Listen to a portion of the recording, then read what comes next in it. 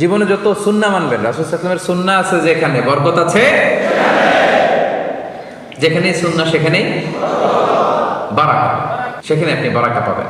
যে কোনো সুন্নাহ, like Sunnah of eating, Sunnah of sleeping, Sunnah of travelling, Sunnah of trading, খাওয়া, ঘুমানো, সফর করা, ব্যবসা, কাজ করা, যে কোনো কাজের ক্ষেত্রে সুন্নাহ মানলেই ওটার মধ্যে বরকত আছে না নাই?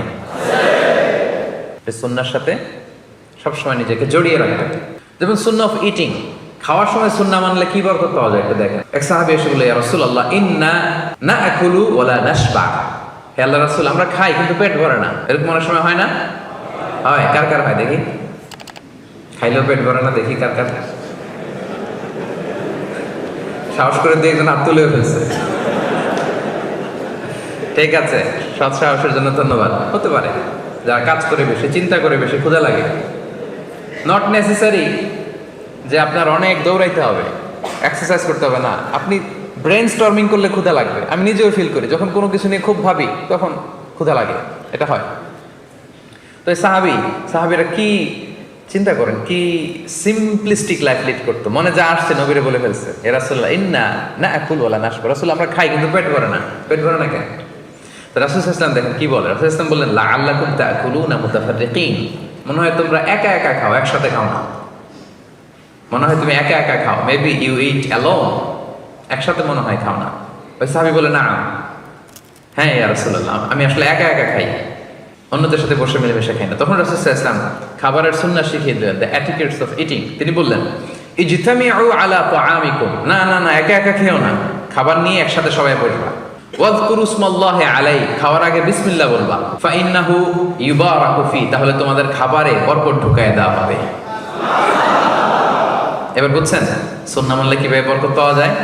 দেখেন, খাওয়ার ক্ষেত্রে আরো রাসূল সাল্লাল্লাহু আলাইহি ওয়াসাল্লাম কি ইনস্ট্রাকশন দিয়েছেন। তিনি বলেছেন, আহাব্বু তাআমি ইলাল্লাহি মা কাসরাত আলাইহিল আইদি, আল্লাহর কাছে সবচেয়ে প্রিয় খাবার ওইটা যেই খাবারে অনেকগুলো হাত পড়ে। এক প্লেট নিয়ে শুধু এক হাত দিয়ে খাচ্ছেন, এটা আল্লাহর কাছে পছন্দ না। একটা খাবার নিয়ে অনেকগুলো মানুষ বসে চারদিক থেকে নিয়ে নিয়ে খাচ্ছে, এই খাবারটা আল্লাহর কাছে বেশি প্রিয়। সুবহানাল্লাহ।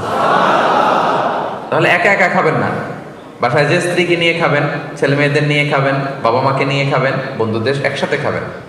এবং খেয়াল করে দেখবেন, একা একা খেলে যে টেস্ট পাওয়া যায়, কয়েকজন মিলে খেলে এটা টেস্ট বেড়ে যায় কয়েক গুণ। কি বলেন? বাড়ে না? বাড়ে। দেখবেন, খেয়াল করে দেখবেন, তাহলে বেশি বরকত। আবার রাসূল সাল্লাল্লাহু আলাইহি ওয়াসাল্লাম বলেছেন, আরেকটা এটিকেট শুনেন, আল বারাকাতু তানজিলু ওয়াসাতাত তাআম, খাবারে বরকত নাজিল হয় একেবারে মিডলে, মাঝখানে। এক প্লেট খাবার, মাঝখানে বরকতটা আগে নাজিল হয়, সেখান থেকে ছড়ায়। ফাকুলু মিন হাফিয়াতি, তোমরা চারিপাশ থেকে খাও, মাঝখান থেকে নিও না। ওয়ালা তাকুলু মিন ওয়াসাতি, মাঝখান থেকে উঠাবে না।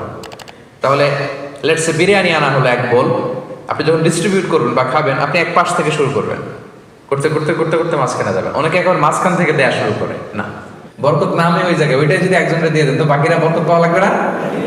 হ্যাঁ, তাহলে বুঝে শুনে না? আচ্ছা, মাশাআল্লাহ, এই তো বুঝতেছেন। আরো কি বলেছেন রাসূল সাল্লাল্লাহু আলাইহি ওয়াসাল্লাম, তুআমুল ওয়াহিদি ইয়াকফিল ইসনাইন। দেখেন আমাদের ইসলামিক ভ্রাতৃত্ববোধ কত সুন্দর। একজনের খাবার দুইজনের হয়ে যায়, রাসূল সাল্লাল্লাহু আলাইহি ওয়াসাল্লাম বলেছেন। তুআমুল ইসনাইনি ইয়াকফিল আরবাআ, দুজনের খাবার চারজনের হয়ে যায়। তুআমুল আরবাআ ইয়াকফিল আস-সামানিয়া, চারজনের খাবার আটজনের হয়ে যায়। এটা আমাদের ভ্রাতৃত্ববোধ। একটা বঙ্কুস চাইলে দুজনে খাওয়া যায় না? কথা কন না কেন? নাসি গোরেং আয়াম, মজা করে খায়াম। তো নাসি গোরেং আয়াম নিয়ে আসছেন আপনি এক বক্স, এটা দুজনে মিলে খাইলে হবে না? হবে না? এটাই শিখেছে ইসলাম আমাদের। আনলাম, তুমি একটু আমি একটু, ভাগ করে হয়ে গেছে খাবার। দুইজনের খাবার চারজন শেয়ার করা যায়, রাসূল সাল্লাল্লাহু আলাইহি ওয়াসাল্লাম বলেছেন। চারজনের খাবার আটজন শেয়ার করা যায়। আলহামদুলিল্লাহ পড়েন। কি সুন্দর এটিকেটস তিনি আমাদেরকে শিখিয়েছেন। তাহলে আমরা জানলাম, এটা তো শুধু খাওয়ার ক্ষেত্রে আমি বললাম, এরকম সব কিছুর ক্ষেত্রে রাসূল সাল্লাল্লাহু আলাইহি ওয়াসাল্লামের সুন্নাহ আছে না? ফলোইং সুন্নাহ, সুন্নাহ মানলেই বরকত নেমে আসবে। Be a part of our vision. Do listen and share the khair.